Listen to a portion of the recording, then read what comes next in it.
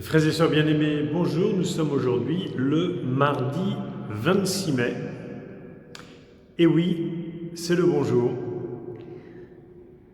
Il n'est pas décédé le 26 avril, comme je vous l'avais annoncé il y a un mois, mais bien le 26 mai 1871. Il s'agit bien de notre Père Henri Planchat, dont nous célébrons aujourd'hui le glorieux martyre, le 26 mai 1871.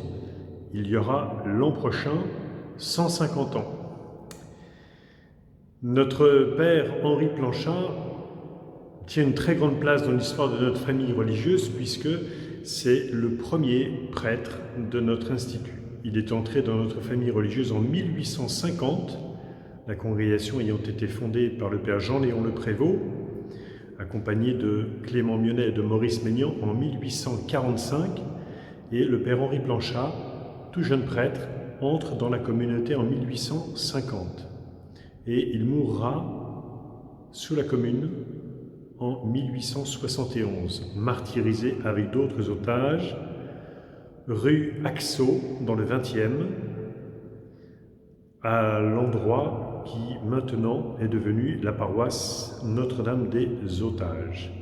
Je vais donc vous faire découvrir un petit peu sa personnalité, car en ces temps où nous sommes, nous devons de l'invoquer de façon toute particulière afin qu'il anime toujours davantage notre zèle à annoncer Jésus de toutes les manières et en particulier auprès des plus pauvres.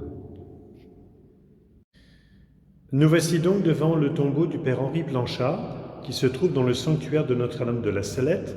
À gauche, quand on entre, en vis-à-vis, il y a celui du Père Jean-Léon Le Prévost. Auparavant, avant la rénovation du sanctuaire, son tombeau se trouvait dans le chœur, juste derrière l'autel sur lequel nous célébrons la messe ordinairement. Et lorsque son cercueil a été exhumé, que le cercueil a été ouvert à la stupéfaction du médecin légiste et de tous les frères qui étaient là, on a pu constater que son corps était admirablement bien conservé. Cette découverte surprenante nous a profondément touchés, au point que l'on pouvait retrouver les traces du martyre qu'il a subi le 26 mai 1871. L'impact des balles, et en particulier de celle qu'il a achevée dans la boîte crânienne. Le Père Henri Planchat est donc entré dans la communauté des religieux de Saint-Vincent de Paul, que l'on appelait à l'origine frère de Saint-Vincent de Paul, en 1850. Il était déjà prêtre. Et il exercera son ministère comme religieux prêtre dans différents quartiers de Paris et en particulier dans le quartier de Grenelle, à un endroit où se trouve maintenant la chapelle Notre-Dame de Grâce, rue Fondary, chapelle qu'il fera lui-même d'ailleurs construire. Il y avait là un patronage dont il était l'aumônier.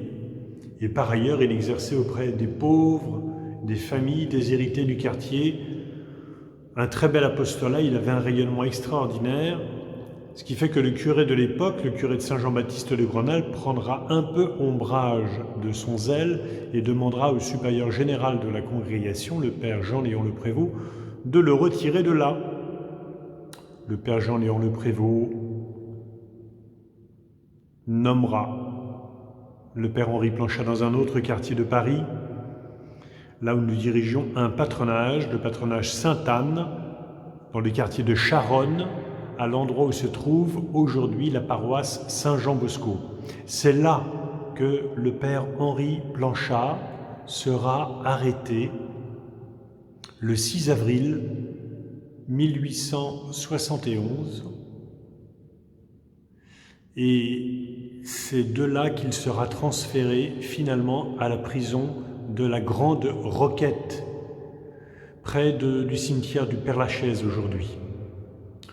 Et le 26 mai 1871, avec les autres otages arrêtés avec le Père Planchat, parmi lesquels se trouve un évêque, Monseigneur Darbois, puis beaucoup de prêtres, de séminaristes, de religieux. Il sera conduit jusqu'au lieu du martyre, à la rue Axo, dans le 20e, à l'endroit où se trouve aujourd'hui la paroisse Notre-Dame des Otages.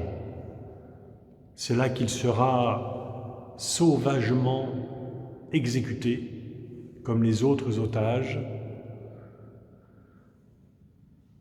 Et sa maman, quelques jours auparavant, avait témoigné courageusement auprès du comité révolutionnaire pour demander sa clémence.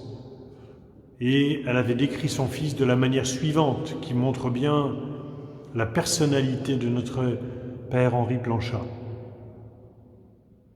Avez-vous rencontré dans Paris un petit prêtre au chapeau rougi, à la soutane râpée, aux souliers troués, la ceinture nouée autour du corps, portant sous le bras de petits livres et des médailles qu'il distribue à tout le monde?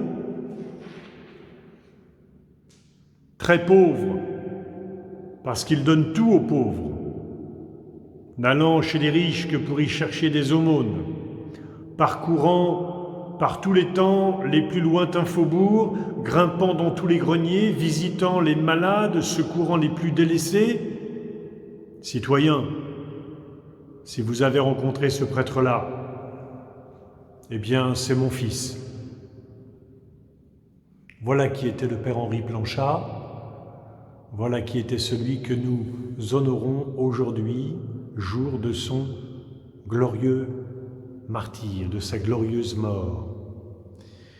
Eh bien, nous allons demander au Père Henri Planchat la grâce de renouveler notre zèle apostolique, en particulier auprès des plus pauvres, pour être, comme lui et nos premiers frères de Saint-Vincent de Paul, de zélés missionnaires auprès des petits et des pauvres, pour leur révéler Jésus, l'amour miséricordieux de Jésus. Et en ce 5e jour de notre neuvaine à l'Esprit Saint, nous allons lui demander le don de force, qui est précisément ce don que déploient particulièrement les témoins de Jésus jusqu'au martyre. Ensemble, nous lui demandons, unis à notre Père Henri Planchat: Esprit Saint, divin consolateur, je vous adore comme mon vrai Dieu, ainsi que Dieu le Père et Dieu le Fils. Je vous offre mon cœur et vous rends de vives actions de grâce pour tous les bienfaits que vous avez répandus et que vous répandez sans cesse dans le monde. Vous qui êtes l'auteur de tous les dons surnaturels et qui avez comblé d'immenses faveurs l'âme de la bienheureuse Mère de Dieu et de toute consolation, Marie, je vous prie de me visiter par votre grâce et de m'accorder le don de force, afin que je puisse surmonter courageusement toutes les attaques du démon et tous les dangers du monde qui s'opposent au salut de mon âme. Amen. Et avec le Père Henri Planchat, nous chantons Marie, Reine du ciel.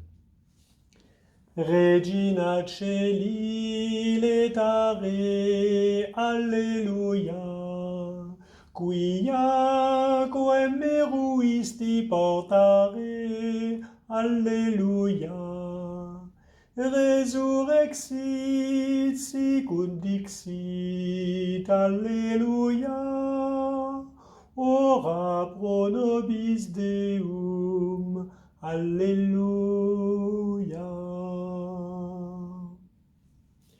Haut les cœurs et vive la joie, et bon appétit.